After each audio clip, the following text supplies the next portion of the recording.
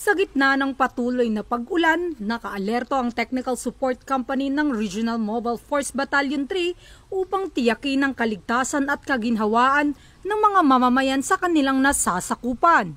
Bilang bahagi ng kanilang serbisyong publiko ay nagsagawa ang mga otoridad ng libreng sakay para sa mga pasaherong stranded o nahihirapan makasakay sa pampublikong sasakyan. Ang nasabing serbisyo ay sinagawa mula City of San Fernando patungong Kalumpit, Bulacan na isa sa mga lugar na apektado ng masamang panahon.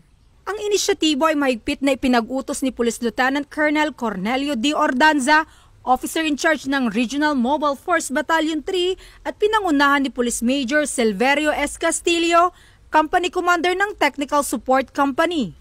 Layunin nito na mapagaan ang daloy ng transportasyon at makatulong sa mga pasaherong labis na naapektuhan ng tag-ulan.